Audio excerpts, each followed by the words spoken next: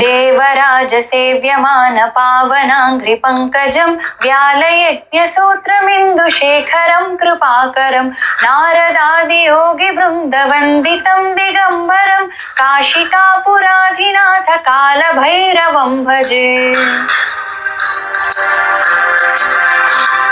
भानुकोटिभास्वरं भवाब्धितारकं परं नीलकण्ठमीप्सितार्थदायकं त्रिलोचनं कालकालमम्बुजाक्षमक्षशूलमक्षरं काशिकापुराधिनाथ कालभैरवं भजे।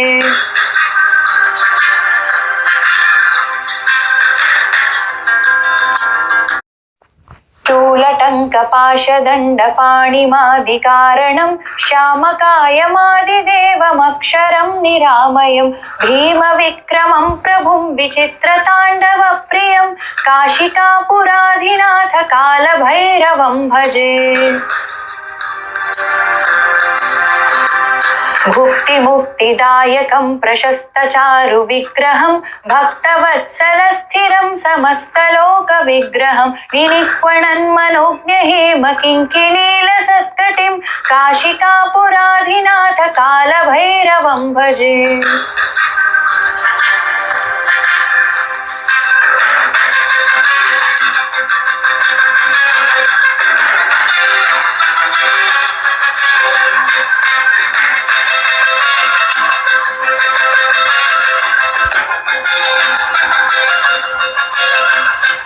धर्मसेतुपालकं त्वधर्ममार्गनाशकं कर्मपाशमोचकं सुशर्मदायकं विभुं स्वर्णवर्णशेषपाशशोभिताङ्गमण्डलं काशिकापुराधिनाथ कालभैरवं भजे।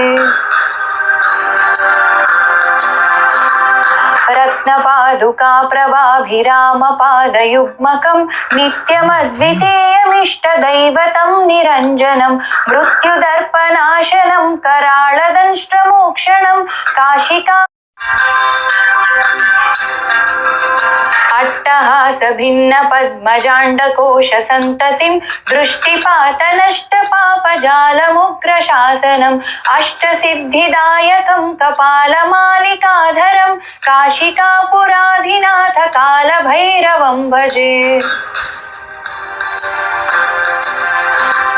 भूतसङ्घनायकं विशालकीर्तिदायकं काशीवासिलोकपुण्यपापशोधकं विभुं नीतिमार्गकोविदं पुरातनं जगत्पतिं काशिकापुराधिनाथ कालभैरवं भजे।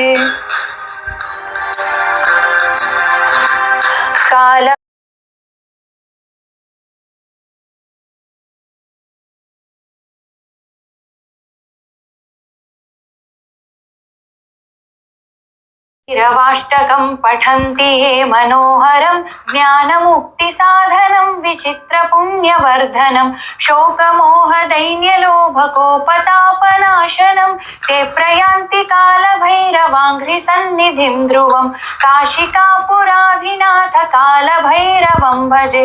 काशिकापुराधिनाथ कालभैरवं भजे।